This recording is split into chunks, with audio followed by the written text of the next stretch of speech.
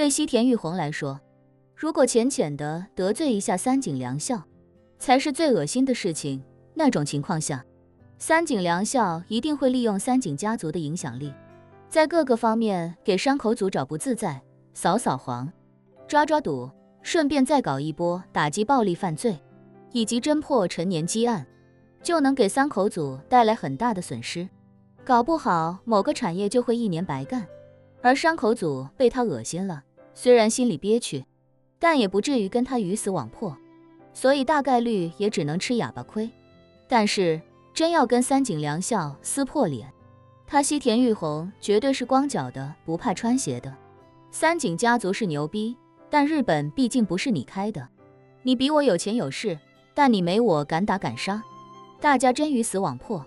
你三井家族一天安生日子也别想过。一旦把解决问题的方法框定在暴力范畴内，头疼的就该是三井良校了。现如今西田玉红绝不愿放弃10亿美金，他可以不要这10亿美金，但他也得确保自己的竞争对手同样得不到这10亿美金，否则只要自己的竞争对手有一丁点的希望，他就也要拼尽一切去争取。三井良校刚才还夸下海口，吓唬住西田玉红，那就是分分钟句句话的事儿，但没想到人家打脸来得这么快。平时叫你一声爷，那是给你面子，你逼着人家跟你姓，给你当真孙子，人家说翻脸就翻脸。此时的三井良校愤怒之余，也感觉骑虎难下。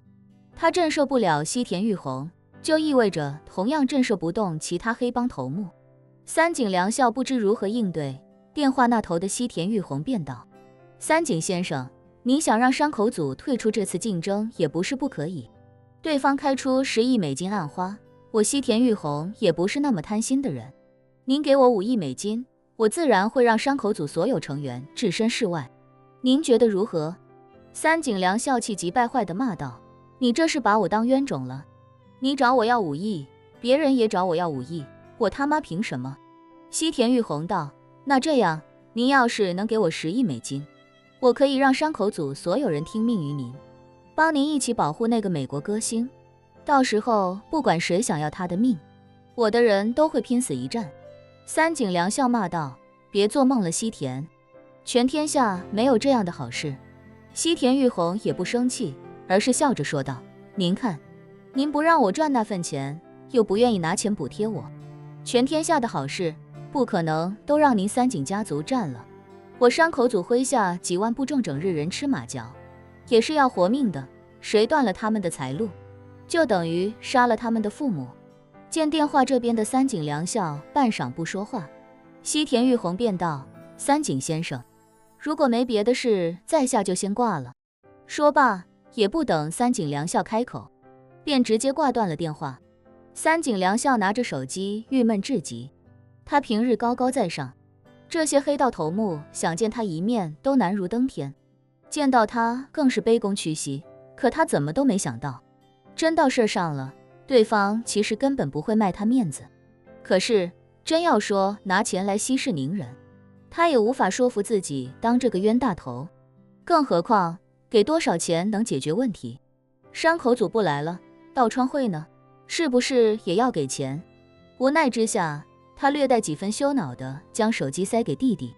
转而看向叶晨，一脸认真地说道：我仔细考虑了一下，觉得还是叶先生的办法更好一些。这些黑社会不讲信用的，就算明面上答应不插手，转过头还是有可能放黑枪。毕竟这是10亿美元的买卖，人心隔肚皮，谁也……叶晨没工夫听他废话，催促道：抓紧时间把所有有生力量都调集过来，有什么无关紧要的话，先过了眼前这关再说。是。三井良校一脸悻悻地点了点头，转而立刻对弟弟说道：快，按照叶先生的要求，让我们的人封锁后台所有出入口，同时立刻把所有能召集的人手全部叫过来，加强外围防御。好的，大哥。弟弟立刻领命，对身边几名保镖说道：你们几个都随我来。众保镖立刻跟着转身离去，前往外围布防。三井良校看着叶晨，故意用非常淡然的语气说道：叶先生，那暗花几分钟前刚下，我们现在调兵遣将，倒是也不算晚，只要不让可疑人员混进来，危险就会大大降低。说着，他不禁感慨，叶先生，其实你刚才不该反对我的提议。我如果第一时间通知直升机赶过来，他们15分钟之内就能赶到巨蛋，届时不光斯维特小姐，我们所有人都能第一时间安全撤离。管他山口组也好，道川会也罢，他们调兵遣将怎么可能有这么快？叶晨冷声道，你大可以让直升机过来把你接走，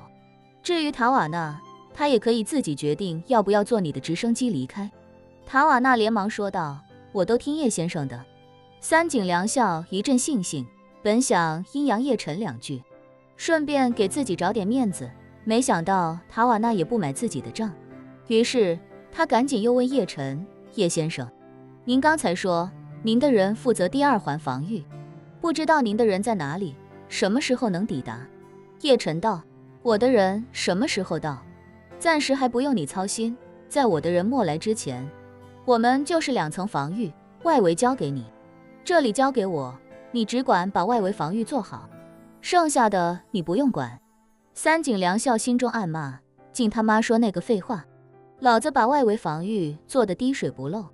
你里面就算有100层防御又有什么鸟用？什么他妈的话都让你说了。不过此时费可欣也在跟前，他也不好意思当着费可欣的面直接对叶晨，于是便呵呵笑道，叶先生放心，我的手下都是日本最顶尖的保镖，来的只要不是千军万马，就一定抵挡得住。